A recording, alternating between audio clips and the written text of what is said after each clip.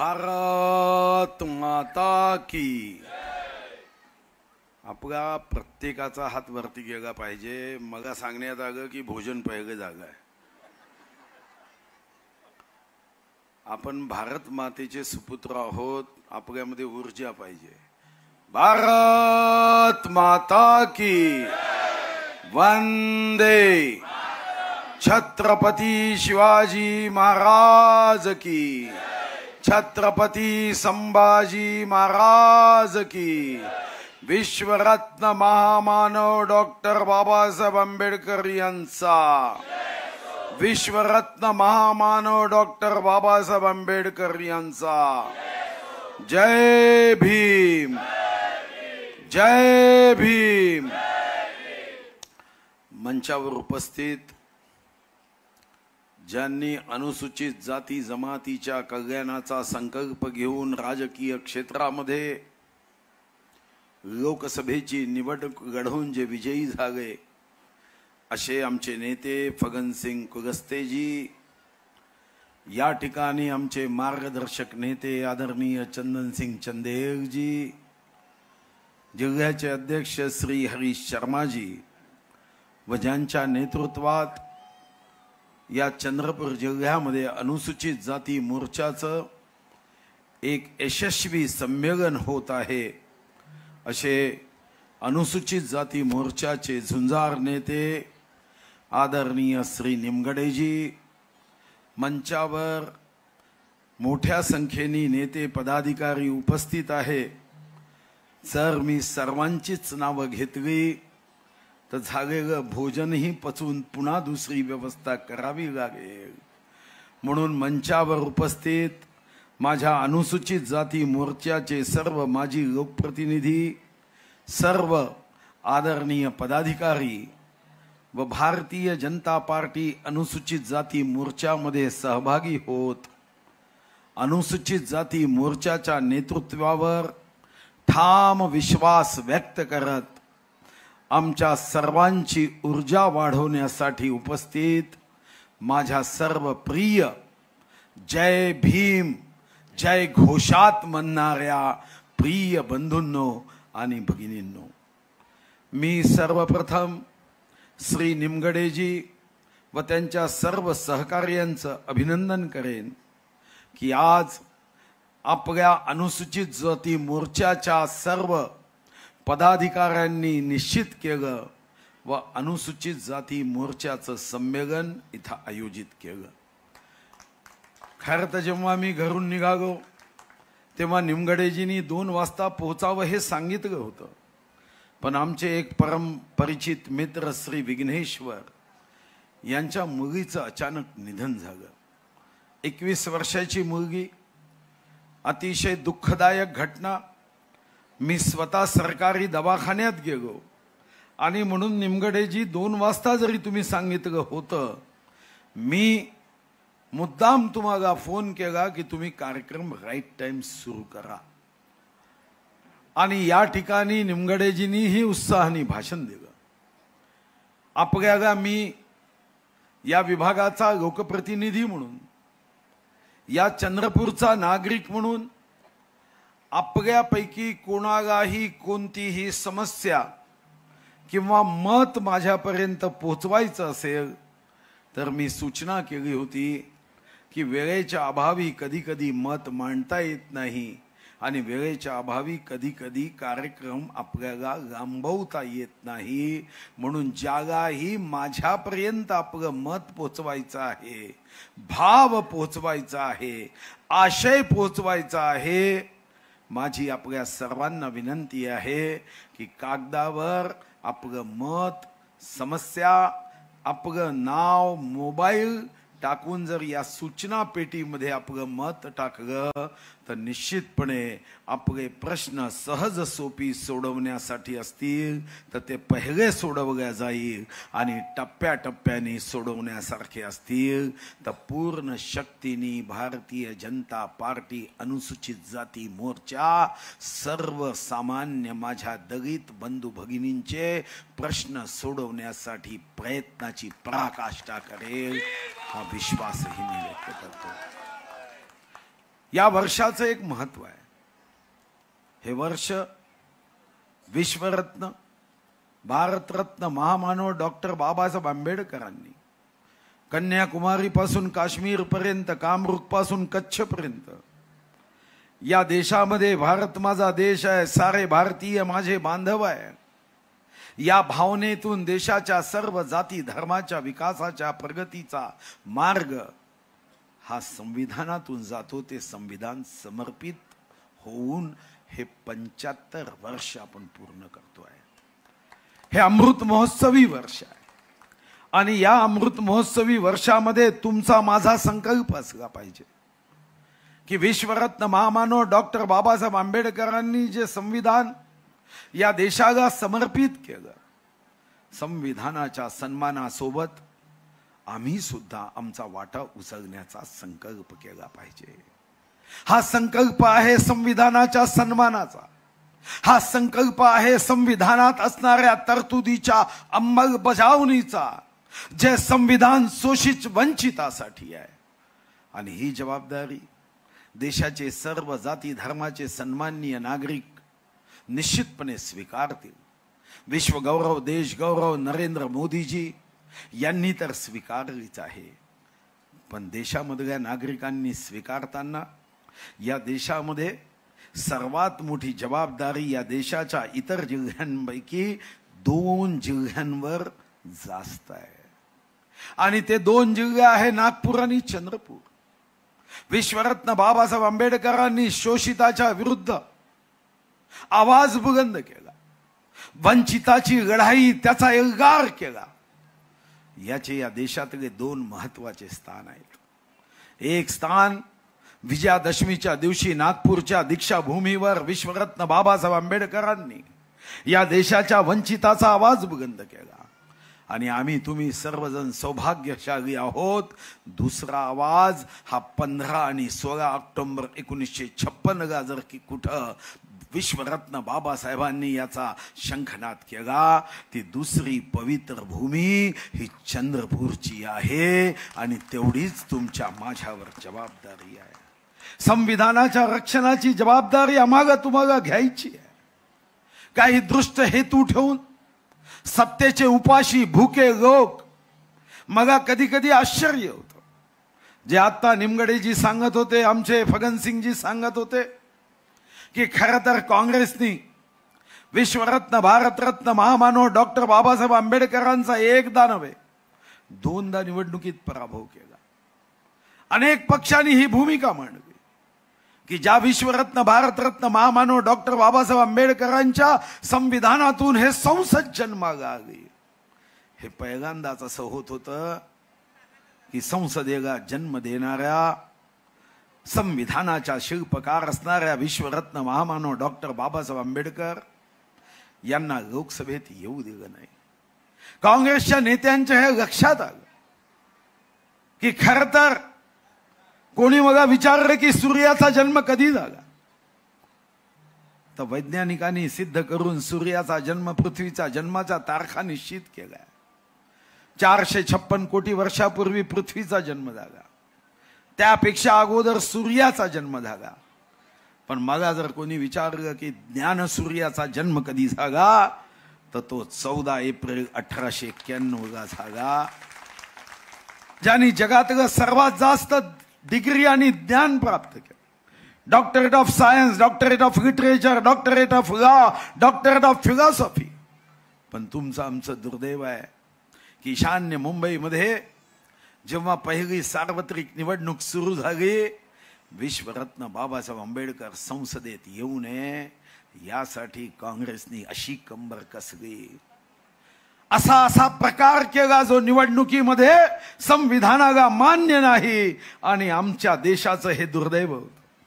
हे विश्वरत्न महामानव डॉक्टर बाबासाहेब आंबेडकरांसाठी हा पराभव अडचणीचा नव्हता, हा पराभव या देशासाठी तुम्हाला आम्हाला चिंतन करणारा होता की काँग्रेसला सत्तेची एवढी भूक आहे की संविधानाचा जन्म देणारे आमचे बाबासाहेब त्यांना 1952च्या निवडणुकीमध्ये पराभूत केलं. पण तेव्हा जनतेने विचार केला, चला एकदा संधी देऊ. विश्वरत्न बाबासाहेब आंबेडकरांचा पराभव झाला, काँग्रेस अभी तो भी सुधरेंगी.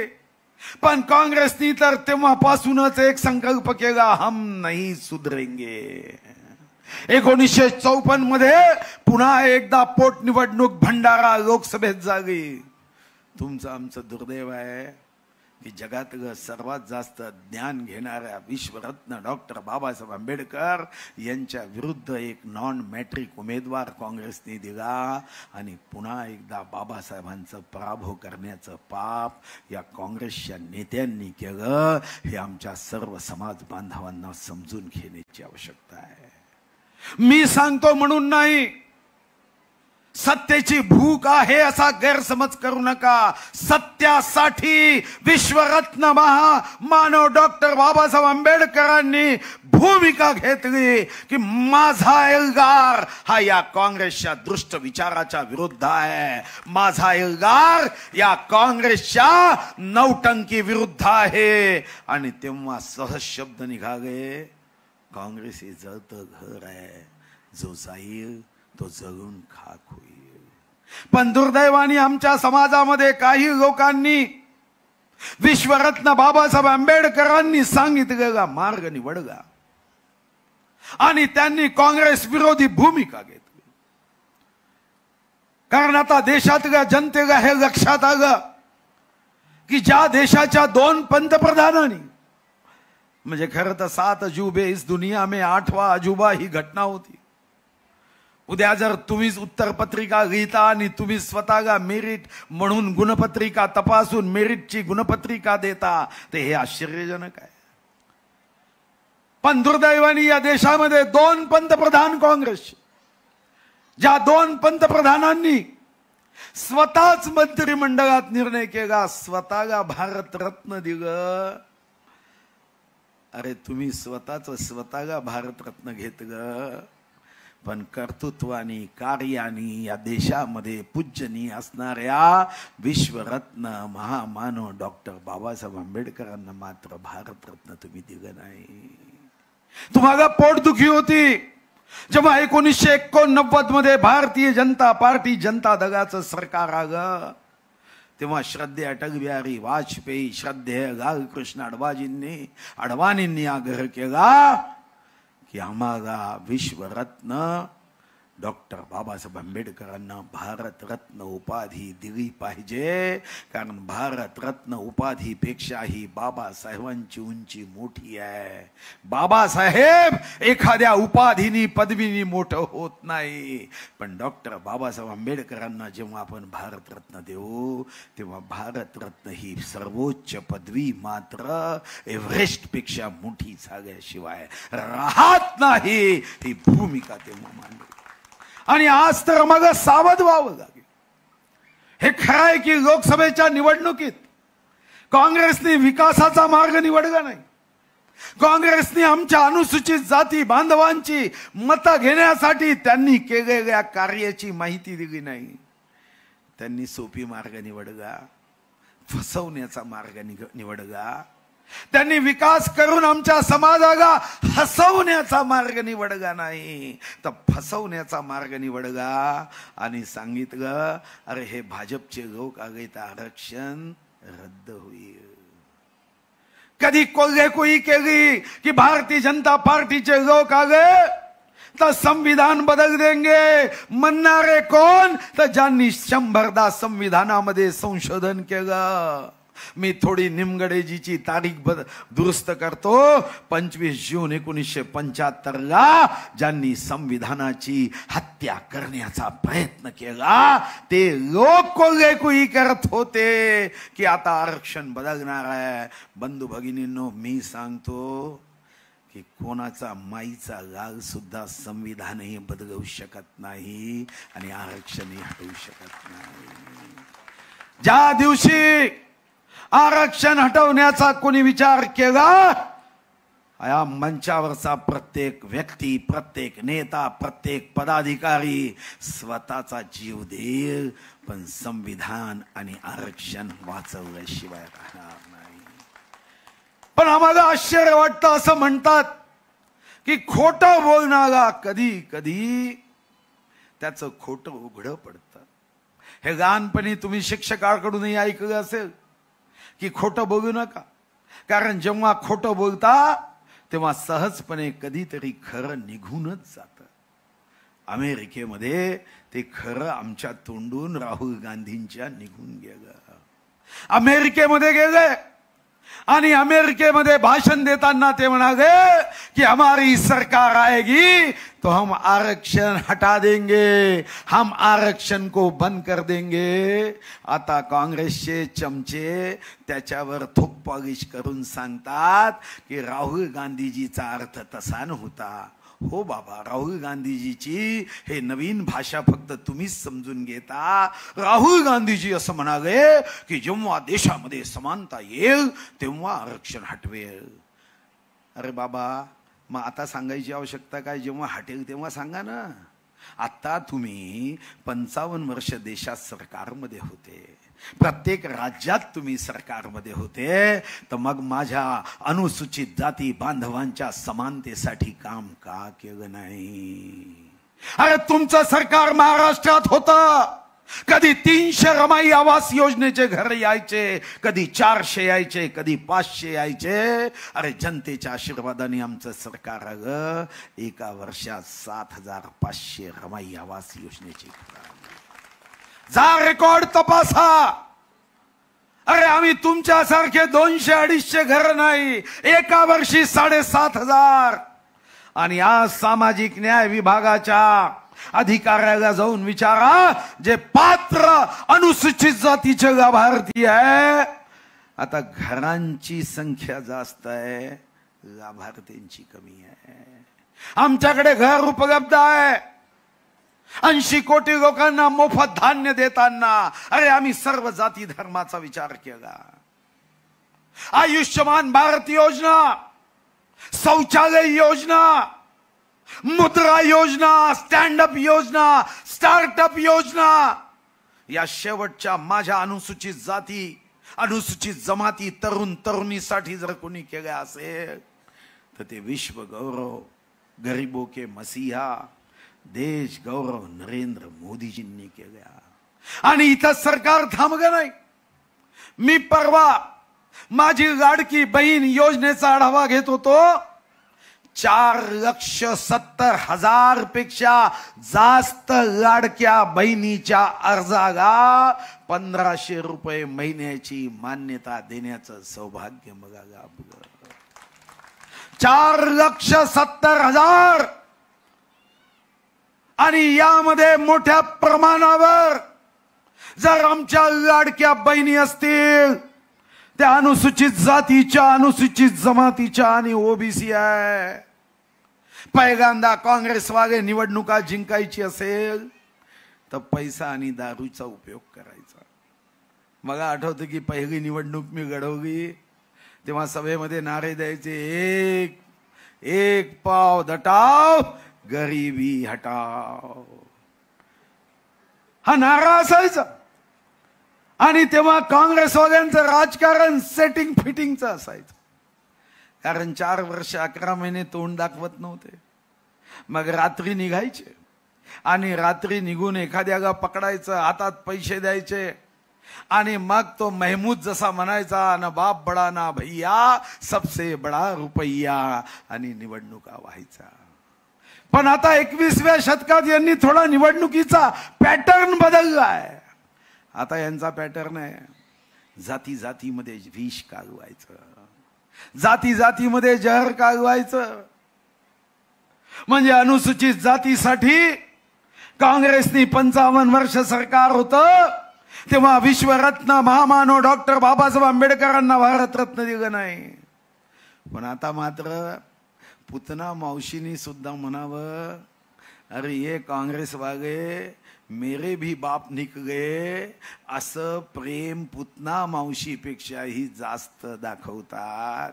राहुल गांधी काही दिवसापूर्वी म्हणाले, अरे तुमचंही सरकार होतं, म्हणाले अनुसूचित जाति की हमारी बहन को आगे बढ़ाना है तो मिस वर्ल्ड होनी चाहिए. अरे पहिल्यांदा त्यांच्या जगण्याची मदत करा, घर द्या, अन्न द्या, शिकण्यासाठी द्या, हे तर नाही.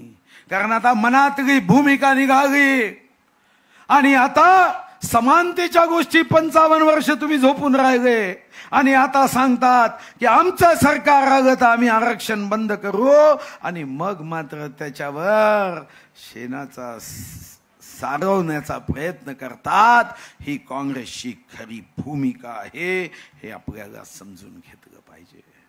खरं तर भारतीय जनता पार्टीच्या नेत्यांनी नेहमीच अनुसूचित जातीचा विचार केला. खरं तर मी कधी कधी मनात विचार करतो की आमच्या विरुद्ध जो दुष्ट प्रचार केला जातो, जो नरेटिव्ह सेट केला जातं, दुर्दैवानी भारतीय जनता पार्टीचा कार्यकर्ता हा त्याला उत्तर देण्यामध्ये कधी कधी कमी पडतो. पण जर भारतीय जनता पार्टीचा विचार केला तर मी कधी साधारणतः जातीवर बोलत नाही. माझ्या कार्यालयात मी कधी जात पात धर्म पाहून काम करत नाही. मी हजारो लोकांचे ऑपरेशन केले, कधी जात पाहिली नाही. कारण मला आयुष्यात एक गोष्ट शिकवली आहे की जात धर्म यापेक्षाही मानवतेचा धर्म मोठा आहे. शेवटी कोणी कोण्या जातीत जन्म घ्यावा हा काही मोबाईल घेतल्यासारखं बुकिंग करून होत नाही. पण मानवतेचा धर्म आहे. आम्ही श्रेष्ठ योनीमध्ये जन्म घेतला तर महामानव बाबासाहेब सांगतात की वंचित आणि शोषिताच्या मदतीला जो मदतीला धावून जाईल त्यापेक्षा मोठं पुण्य असू शकत नाही. आणि म्हणून कधी हजारो ऑपरेशन केले, मी कधी जात विचारली नाही. गरिबांना मदत करतो तेव्हा मी कधी जात विचारली नाही.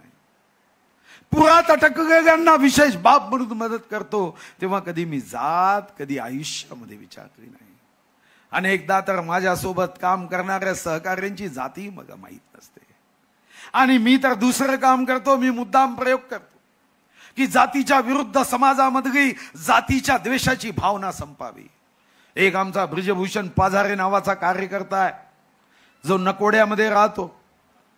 आणि ब्रिजभूषण पाझारे अतिशय चांगला कार्यकर्ता, अनुसूचित जातीचा एक उत्तम कार्यकर्ता. आणि त्यालाही मी शिकवणूक दिली की कधी जात पाहिजे नाही, पहिले माणुसकी पाहिजे.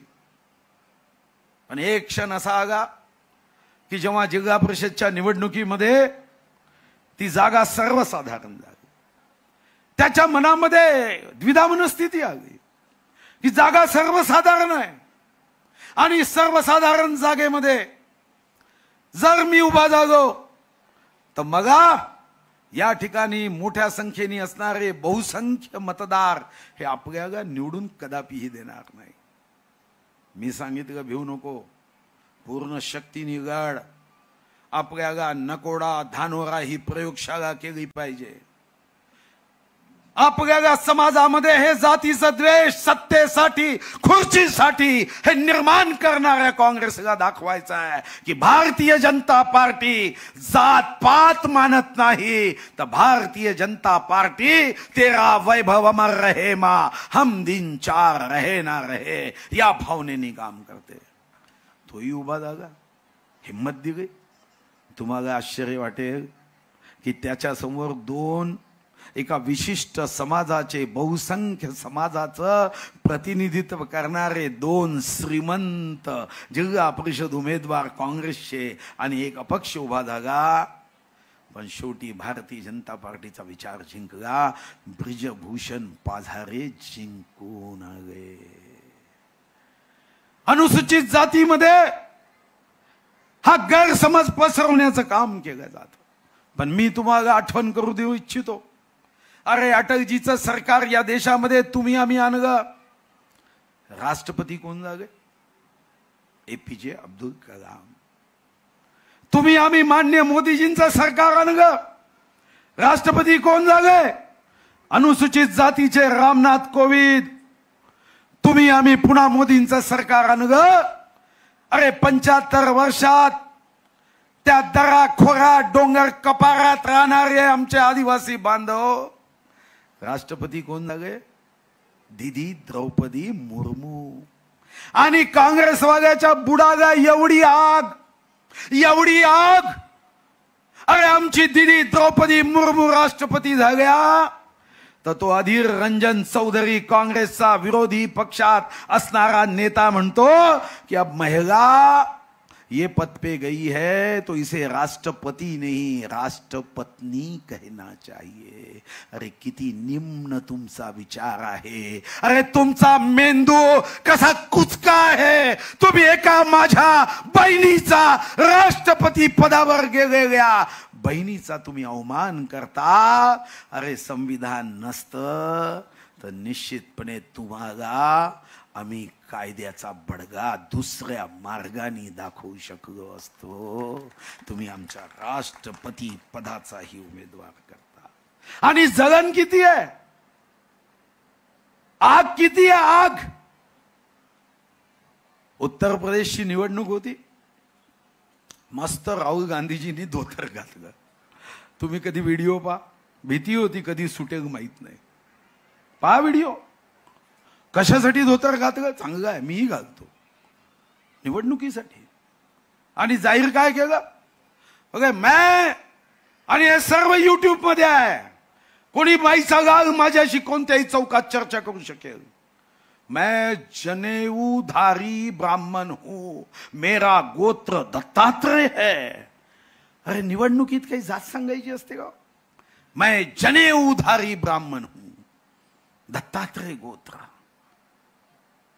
अरे एक चहावाला गरीब कुटुंबात जन्म घेतलेला, आईवर निसीम श्रद्धा असणारा, संविधानावर अरे प्राणप्रिय प्रेम करणारा एक मागासवर्गीय पंतप्रधान झाला तर तुमच्या डोक्यामध्ये जनेऊधारी ब्राह्मण हूं हा भाव निर्माण होतो।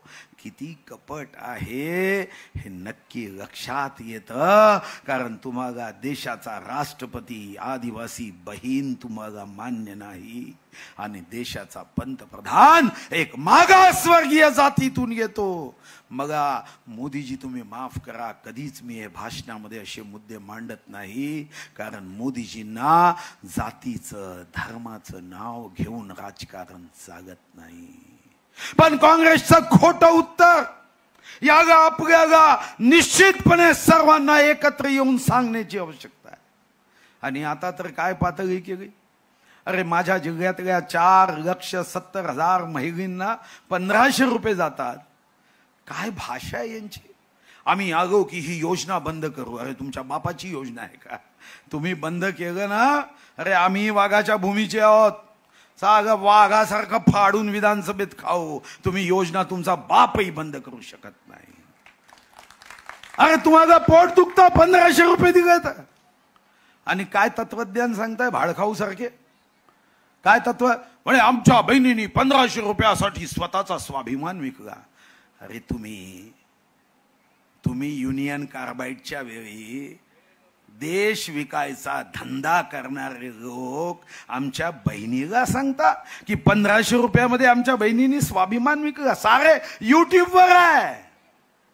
आमचे राष्ट्रीय अध्यक्ष आले काँग्रेसचे, आप 1,500 रुपये मत लो। अरे तुम भी तो पगार मत लो ना, क्यों राहुल गांधी जी संसद में पगार लेते हैं? कहो हम पगार नहीं लेंगे देश के जनता का, कहो खरगे जी हम पैसा नहीं लेंगे। तुम्ही आमच्या बहिणीला सांगता, गरीब बहिणींना। आज तुमच्या माझ्यावर जबाबदारी आहे की आम्हाला या पद्धतीने आपल्याला निश्चितपणे लोकांपर्यंत पोहोचवून यांचा खरा चेहरा हा जनतेपर्यंत पाचवावा लागेल। पंचतीर्थ जो आपने भगत सिंह जी कहा सही है कि इसके पहले ये पंचतीर्थ को विकसित करने की बात किसी नेता ने नहीं की। महू भीम जन्मभूमी मोदीजींनी सांगितलं पंचतीर्थ। दिल्लीमध्ये डॉक्टर बाबासाहेब आंबेडकर राष्ट्रीय स्मारक मोदीजींनी केलं आणि विचार करू शकत नाही एवढ्या वेगाने केलं। चैत्यभूमी मुंबई, दीक्षाभूमी, आणि मी तर सौभाग्यशाली आहे की मी अर्थमंत्री असताना विश्वरत्न महामानव डॉक्टर बाबासाहेब आंबेडकर यांचं लंडन स्थित 1920-21 मध्ये ज्या ठिकाणी विश्वरत्न महामानव डॉक्टर बाबासाहेब आंबेडकरांनी शिक्षण घेतलं, त्याला स्मारक करण्यासाठी निधीच्या फाईलवर सही करण्याचं सौभाग्य मला प्राप्त झालं. आणि मी जेव्हा 2023 2 ऑक्टोबरला लंडन गेलो, तेव्हा मी त्या स्मारकाला भेट दिली. विश्वरत्न बाबासाहेब आंबेडकरांची अभ्यासाची खोली असेल, निवासाची खोली असेल, मी स्वतः अनुभवलं कि त्या हवा के हर कतरे में बाबा साहब का विचार है. ते पवित्र स्थान पाहण्याचं सौभाग्य ही मला लाभलं. चंद्रपूरच्या दीक्षाभूमीवर सभागृह बनवण्यासाठी निधी देण्याचं सौभाग्य मला लाभलं. या ठिकाणी या महाराष्ट्रामध्ये देशामध्ये या अगोदर पद्मश्री देताना अशी म्हणणं योग्य नाही, पण यादीचा विचार करा. पहिल्यांदा पद्मश्री देताना शोषित वंचित पद्मश्री मध्ये कधी प्राप्त होत नव्हतं. गेले 2 वर्ष महाराष्ट्राच्या पद्मश्री समितीचा मी अध्यक्ष आहे. मुख्यमंत्री महोदयांनी माझी निवड केली आणि मी अभिमानाने सांगू शकतो की आता देशामध्ये वंचित शोषितांना त्यांच्या कर्तृत्वाला सलाम करत, त्यांच्या कर्तृत्वाचा गौरव करत, आज या देशाच्या भारत रत्न नंतर जो असणारा महत्वाचा पद्म पुरस्कार आहे, तो पुरस्कार बंधू भगिनींनो आता शेवटच्या व्यक्तीला सुद्धा प्राप्त व्हायला लागला. आता फक्त काही लोकांपुरता हा पुरस्कार हा मर्यादित राहिला नाही. आपल्याला या निमित्ताने मी विश्वास देतोय की श्री निमगडेजी यांनी आज हे संमेलन जरी घेतलं असेल तर काही तासाचं हे संमेलन नाही. आजपासून हा अनुसूचित जाती बंधू भगिनींसाठी हा विकासाचा एल्गार आहे. मी विशेष करून आमच्या सर्व पदाधिकाऱ्यांना आग्रह करेन, आग्रह नव्हे हट्ट करेन की तुम्ही सर्वांनी या संविधानाच्या रक्षणाची शपथ घेत, ज्या राहुल गांधीजींनी आरक्षण हटवण्याचा विचार केला आणि कधी कधी सुप्रीम कोर्टाचा जो निर्णय झाला तो निर्णय नव्हता, पण त्याला मुद्दाम रंगरूप दिलं. सुप्रीम कोर्टात एक आमचे आदरणीय न्यायमूर्तींनी फक्त एक सूचना केली, पण देशात जाती जातीमध्ये आग लावण्याचा कार्यक्रम सुरू झाला. यांच्या हातामध्ये बाकी कोणतीही वस्तू असो नसो, पण माचीसची डब्बी मात्र 24 तास झोपेती राहते. थोडूसही काही दिसलं की काढ माचीसची काडी आणि लाव आग. हे काँग्रेसचं खरं रूप आहे. म्हणूनच विश्वरत्न बाबासाहेब आंबेडकर म्हणायचे हे जळतं घर आहे, कारण माचीसची डब्बी काही यांच्या हातून 24 तास निघत नाही. अरे अंबुजा सिमेंट की दीवार गिर जाएगी, फेविकॉलनी चिटकवलेली वस्तू निघून जाईल, पण यांची माचीसची डब्बी काही निघत नाही. आणि म्हणून सुप्रीम कोर्टाने जेव्हा म्हटलं आग लावायचा कार्यक्रम सुरू झाला, खरं तर विश्वरत्न महामानव डॉक्टर बाबासाहेब आंबेडकर यांच्या संविधानाची शपथ घेतलेले माननीय मोदीजींनी सांगितलं कि सुप्रीम कोर्ट ने एडवाइस दिया है, मगर संविधान में जो आरक्षण है उसको उंगली नहीं, उसको नाखून भी टच नहीं कर सकेगा. हे विश्वरत्न बाबासाहेबांच्या विचारावर विश्वास व्यक्त करत माननीय मोदीजींनी स्पष्टता आणली. आज तुमच्या माझ्यावर जबाबदार या वर्षाचं पुन्हा एक वैशिष्ट्य आहे. आणि खरं तर अनुसूचित जाती मोर्चानी श्री हरीश शर्माजी यांच्यासोबत बसून एक कार्यक्रम आखण्याची आवश्यकता आहे. या वर्षाचं पुन्हा एक महत्वाचं वर्ष आहे. हे वर्ष स्वर्गीय राजाभाऊ खोब्रागडे या 25 सप्टेंबर पासून शताब्दी वर्ष सुरू होते.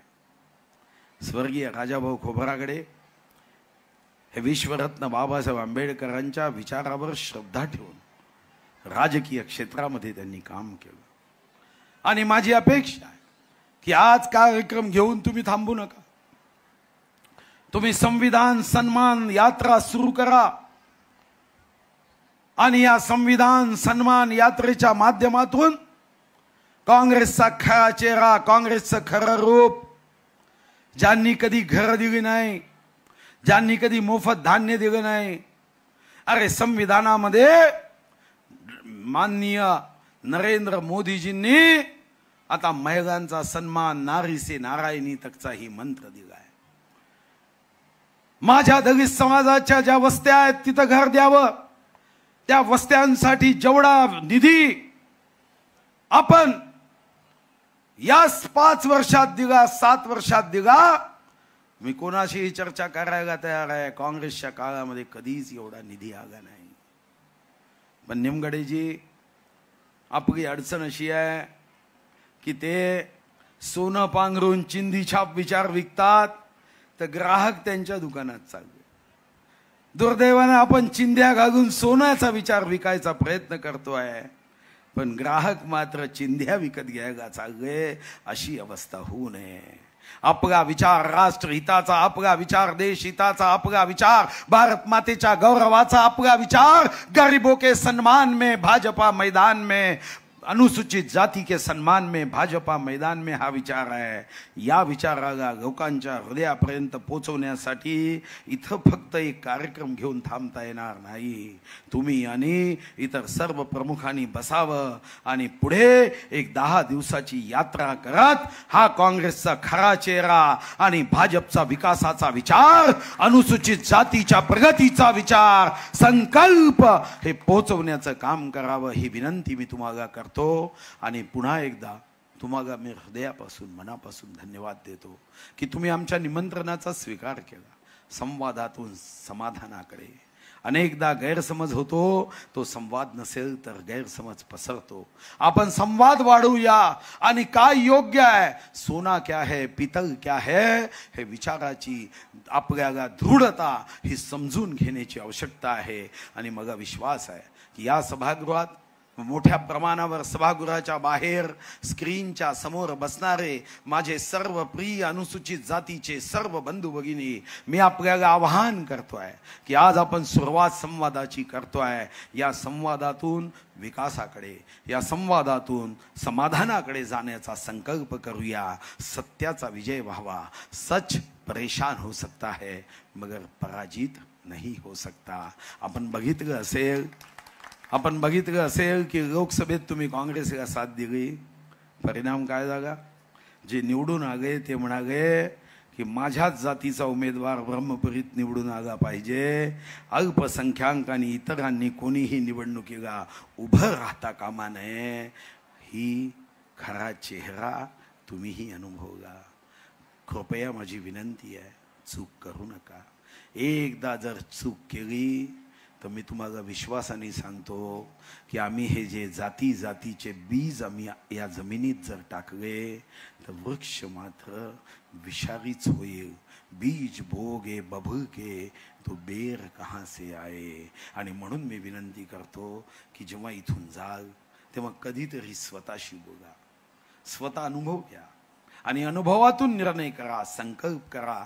मी विश्वासाने सांगतो, जेव्हा या संकल्पातून, विचारातून, चिंतनातून जेव्हा तुम्ही पुढे जाल तर तुमच्या ओठातून 2च शब्द निघेल, जय भीम, जय भाजपा. याशिवाय कोणतेही शब्द निघणार नाही. हा विश्वास व्यक्त करतो. आपल्या सर्वांना धन्यवाद देतो आणि विश्वास देतो की आप आगे बढ़ो. पूरी शक्ति के साथ आपके विकास के लिए मैं खड़ा रहूंगा. खूब खूब धन्यवाद. जय हिंद, जय महाराष्ट्र, जय भीम. अतिशय सुंदररित्या